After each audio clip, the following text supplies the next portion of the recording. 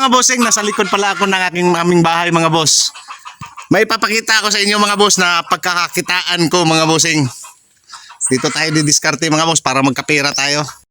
Ito nga bossing, maliban sa pag-aalaga ko ng manok, mga manok dito, may isa kong pagkakakitaan balang araw. So ito yun sili po yan na native. Yan mga boss, kaya yung isang motor ko, mayroon akong isang motor doon na hindi ko pa nagamit. Yan ang lalagyan ko ng sidecar mga boss. Magbibinta po ako ng suka. So baka dyan tayo pala rin mga bossing. Ito kaya na-interesan ko yung sili kasi noong pagtira namin dito mga boss, magto 3 years na. Ito ay maliit pa. So hanggang ngayon mga bossing ay buhay pa siya.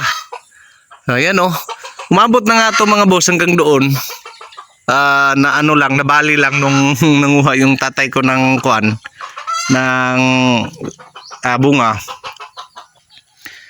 Nabali lang siya. Kaya pumunggok na.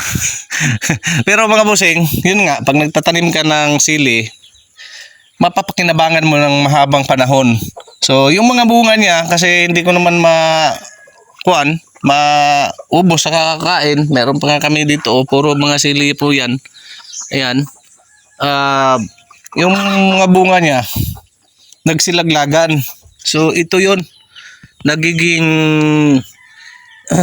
siya. Yan tumutubo. So, naisip ko nga, ito ay itatanim ko. Tatanim ko itong mga boss. Siguro na sa mga 500 ito lahat. 500 ka puno.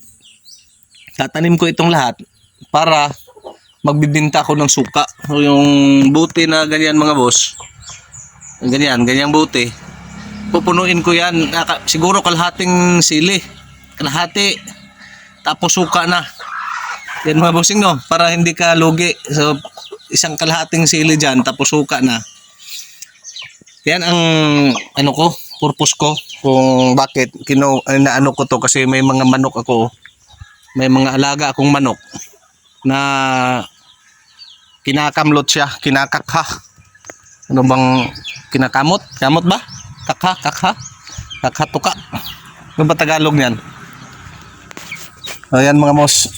So, yan ang diskarte ko ngayon. Ayan dami sili Have a nice day mga boss.